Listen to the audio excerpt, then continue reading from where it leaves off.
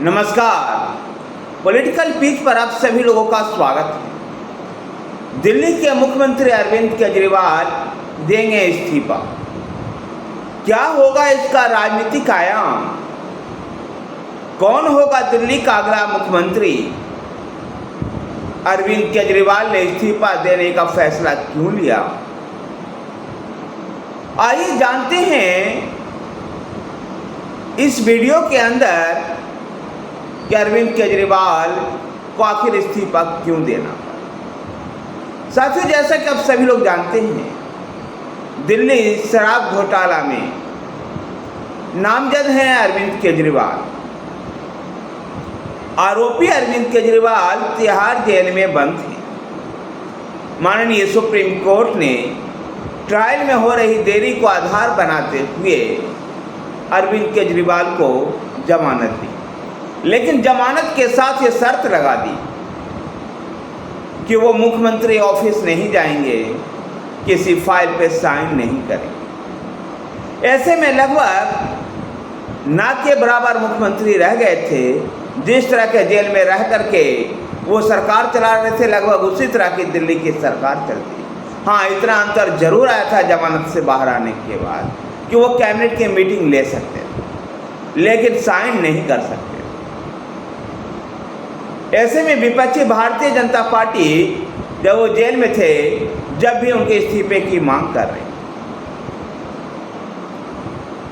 संभवतः दिल्ली के राजनीति में अपने आप को सैक्रिफाइस साबित करने के लिए, अपने आप को बलिदानी साबित करने के लिए अरविंद केजरीवाल ने इस्तीफे का दाव चला है।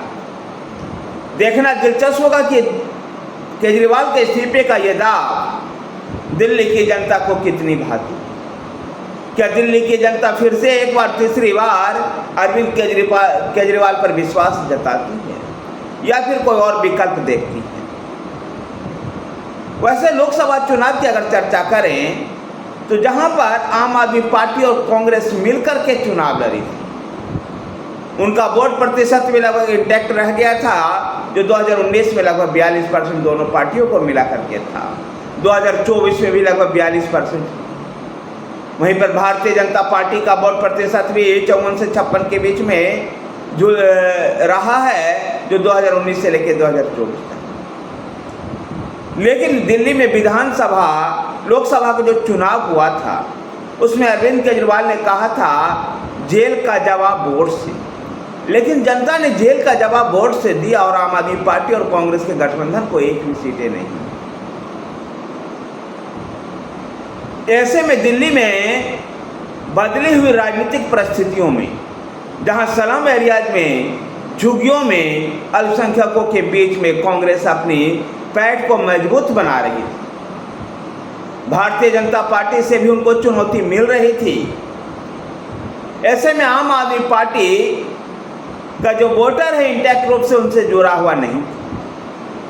मुफ्त बिजली, मुफ्त पानी, मुफ्त बस यात्रा का जो शिगुफा से 10 साल पहले लाया गया था, वो लगभग अब कह सकते हैं कि एकदम से बेरंग हो चुका था।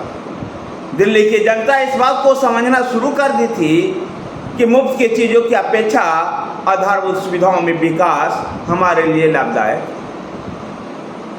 जिस प्रकार से दिल्ली की जनता गर्मी के दिनों में पानी के लिए हाहाकार मचा रही थी, मानसून के दिनों में नाले के सफाई ना होने की वजह से जो अव्यवस्थाएं उत्पन्न हुई, इससे हल्का।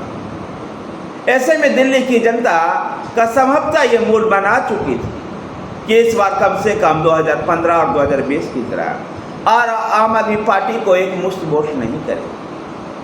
इन सभी चुनौतियों से निपटने के लिए अरविंद केजरीवाल जिस प्रकार से वो पॉलिटिकली स्टैंड में माहिर हैं, उन्होंने फिर से उसका प्रयोग किया और त्याग पत्र दिया।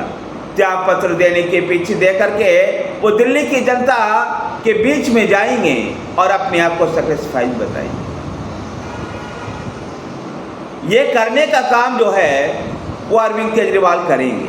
और अरविंद केजरीवाल कहते हैं कि वो भ्रष्टाचारी हैं, वो ईमानदार हैं या नहीं, इसका जवाब दिल्ली की जनता देगी। माननीय अरविंद केजरीवाल जी और आम आदमी पार्टी से मैं पूछना चाहूँगा कि क्या जनता अगर वोट दे दे तो ईमानदार साबित हो जाएंगे? क्या ये कोर्ट का जो मामला है, कोर्ट तय नहीं करेगा कि भ्रष्टाचारी आप हैं या नहीं? जनता तो चारा घोटाले के बाद लालू प्रसाद यादव को भी वोट देती रही, लेकिन जनता की अदालत निश्चित रूप से आपको काम करने का अनुमति देती है, लेकिन आप ईमानदार हैं या नहीं ये तय करेगी, अदालतें तय करेगी। अरविंद केजरीवाल के बाद अब दिल्ली का अगला मुख्यमंत्री कौन? जिन लोगों की संभावनाएं हैं उनमें दिल्ली सरकार के मंत्री आतिशी प्रमुख हैं, क्योंकि अरविंद केजरीवाल ने क्लियर किया है कि ना तो मैं मुख्यमंत्री से इस्तीफा दूंगा और मनीष सिसोदिया भी सीएम नहीं। यानी एक ऐसा चेहरा ढूंढने का प्रयास अरविंद केजरीवाल कर रहे हैं जो खड़ाऊ सीएम हो। दिल्ली में जब पिछले लगभग 1 साल से जेल वाले सीएम, बेल वाले सीएम और अब खड़ाऊ वाले सीएम या पॉकेट सीएम भी देखा जाएगा, ऐसे भरोसे के नेताओं पर ही, नेताओं के हाथ में ही दिल्ली की कमान छोड़ेगी। एक तरफ प्रयास अरविंद केजरीवाल का ये भी है कि नवंबर में ही विधानसभा का चुनाव हो जाए, लेकिन निर्वाचन आयोग ने क्लियर कर दिया है कि नवंबर में चुनाव कराना संभव नहीं है। तो दिल्ली का अगला मुख्यमंत्री कौन होगा? इसकी संभावनाएं अगर जिन नामों की चर्चा करें तो उनमें आतिशी मार्लोना का नाम प्रमुख रूप से उभर करके सामने आ रहा है। मनीष सिसोदिया जिन पोर्टफोलियो को संभाला करते थे उन सभी पोर्टफोलियो को आतिशी देख रही है।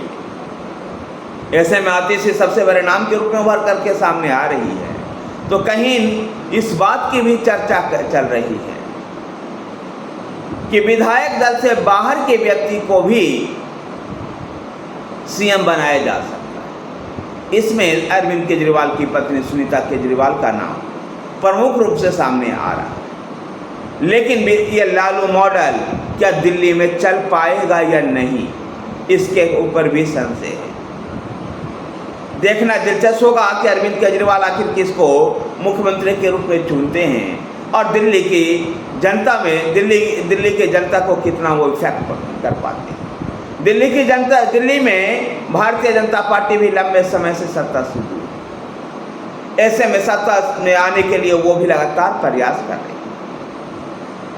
अरविंद केजरीवाल और उनके मंत्रियों ने त्यागपत्र की घोषणा के साथ ही दिल्ली में स्कूल, मोहल्ला क्लिनिक जैसे तमाम चीज़ों की उन्होंने चर्चा की। मैं माननीय मुख्यमंत्री और आम आदमी पार्टी के नेताओं से कहना चाहता हूँ, सच से पर्दा हटाइए और सच क्या है ये दिल्ली के स्कूलों में जाकर के देखिए, मोहल्ला क्लिनिक में जाकर के देखिए, आपको एहसास होगा कि दिल्ली की स्थिति क्या है। आम आदमी पार्टी का अरविंद केजरीवाल का त्यागपत्र सबसे पहले हरियाणा विधानसभा चुनाव को प्रभावित करेगा और इसलिए कांग्रेस कोई प्रतिक्रिया नहीं दे पा रही, क्योंकि हरियाणा में अगर अरविंद केजरीवाल चुनावी मैदान में उतरते हैं चुनाव प्रचार के लिए तो आम आदमी पार्टी को इससे फायदा होगा।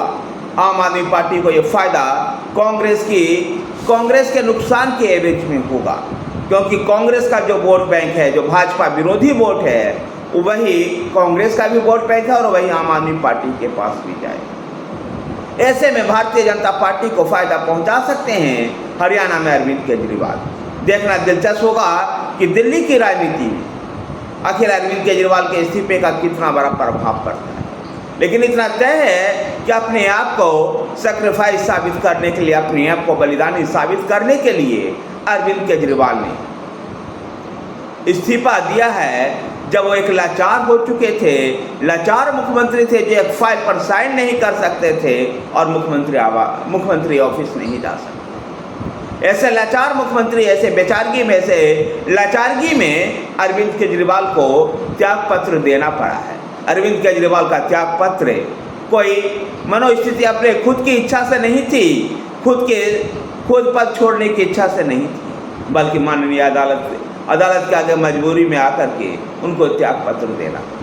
धन्यवाद साथियों, वीडियो को लाइक कीजिए, शेयर कीजिए, हमारे साथ बने रहने के लिए हमारे चैनल पर पेज को सब्सक्राइब कीजिए। धन्यवाद।